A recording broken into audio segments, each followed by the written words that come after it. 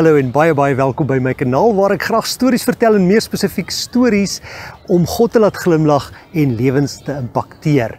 En vandag het ek vir jou 'n storie, maar ek het meer spesifiek vir jou 10 Bybelverse om jou te inspireer en jou te versterk. Ons lees in Lukas 22 waar Jesus in Getsemane is en dan bid hy voordat hy gevange geneem word en voordat hy gekruisig word, bid hy en hy vra vir krag. En dan kom 'n engel van die Here en dan lees ons in Lukas 22, 'n engel van die Here het hom kom versterk. En in Handelinge 15 lees ons dat die gemeente vir Paulus uitstuur op sy sendingreis na Klein-Asië om die gemeentes in Klein-Asië geestelik te gaan versterk. En in 1 Tessalonisense 5, daar sê Paulus vir ons, versterk mekaar en bemoedig mekaar.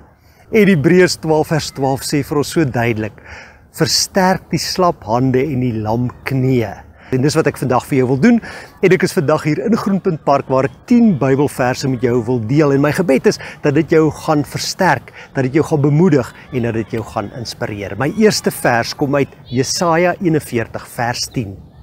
Moenie bang wees nie, ek is by jou, moenie bekommerd wees nie, ek is jou God, ek versterk jou, ek help jou, ek hou jou vas met my eie hand, red ek jou. Hoe wonderlik om te weet, maak nie saak wat ons omstandighede is nie, maak nie saak hoe donker dit rondom ons lyk en hoe dit om ons voel nie, maak nie saak wat met my gebeur nie. God sê, moenie bang wees nie en moenie bekommerd wees nie, want ek is jou God. Jy kan my vertrou, want met my eie hand hou ek jou vas. Die tweede teksvers wat ek vandag vir jou wil gee, is Jeremia 17 vers 7. Dit gaan goed met die mens wat sy vertroue in die Here stel, die mens vir wie die Here 'n veilige vesting is. So iemand is soos 'n boom wat by water geplant is en sy wortels na die stroom toe uitstoot, nie die hitte voel as dit kom nie en altyd groen blare het. 'n Droë jaar raak hom nie en hy hou nie op om vrugte te dra nie. Dit gaan goed met die mens wat sy vertroue in die Here stel. Stel vandag jou vertroue in God.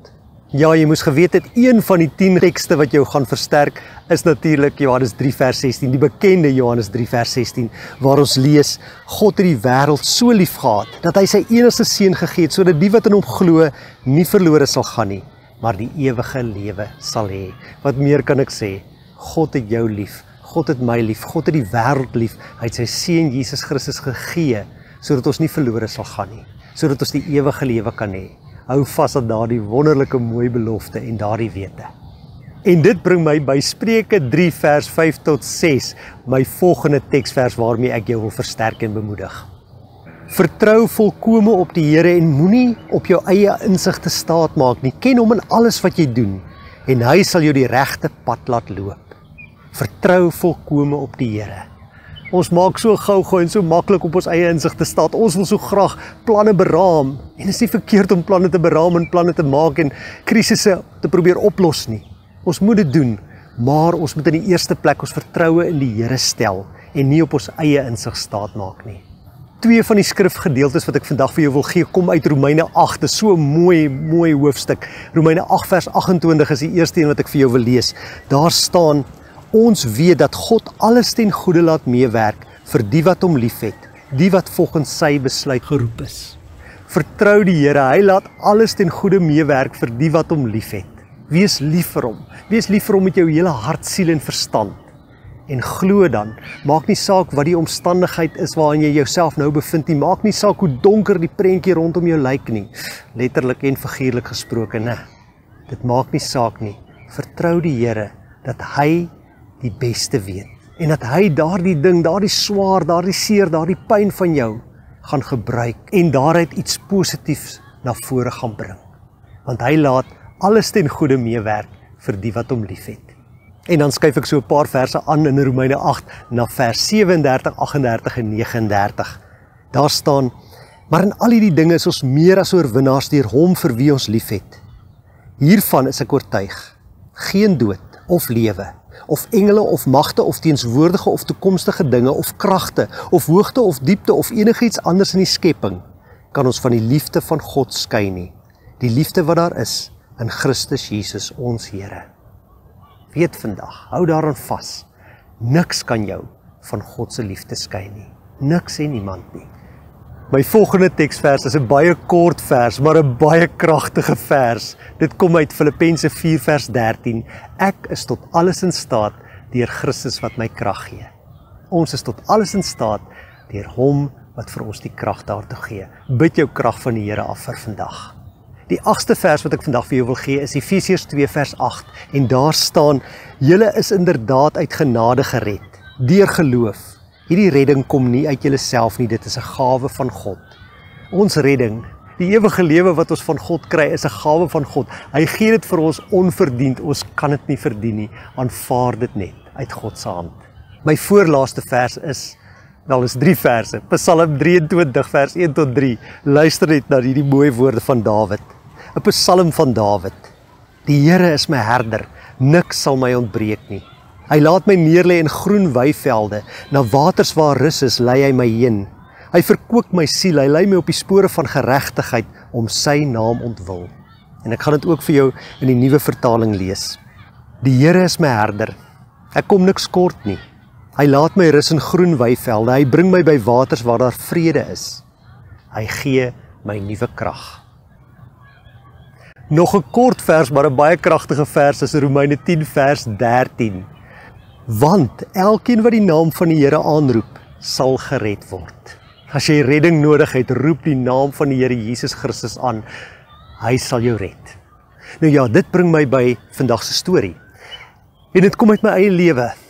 23 jaar gelede het ek uit my pos as NG predikant bedank om voltyds in 'n dramabediening in te gaan. Ek het 'n besigheid gekoop om my finansiëel te onderhou, maar na 'n paar maande het ek die besigheid verkoop, want die besigheid het al my tyd in beslag geneem. Ek het glad nie meer tyd gehad om aan my dramabediening te spandeer waarvoor die Here my geroep het in die eerste plek nie. Maar ongelukkig het ek die besigheid aan 'n skelm verkoop. En ek het niks uit hom uitgekry nie, inteendeel, ek het alles verloor. Ek het die geld wat ek geleen het verloor, ek het my pensioen verloor wat ek daar ingestoot het. En op die ou end het ek in sak en as gesit. Ek het nie geweet watter kant toe nie. Dit was 5 dae voor die einde van die maand. My huis moes betaal word, my rekeninge moes betaal word. Ek het nie geld in die bank gehad nie.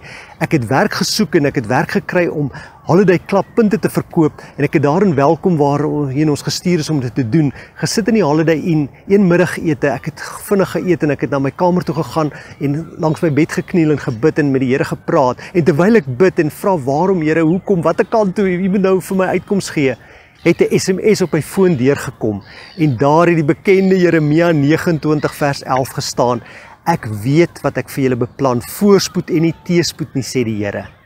Ek weet tot vandag toe nog nie wie daardie vers vir my gestuur het nie. Dit was een van hierdie SMS'e, hierdie balk SMS'e wat mense op kan inteken. Ek het nie daarop ingeteken nie. Iemand het dit vir my aangestuur of het my daarop ingeteken sodat ek dit ontvang het.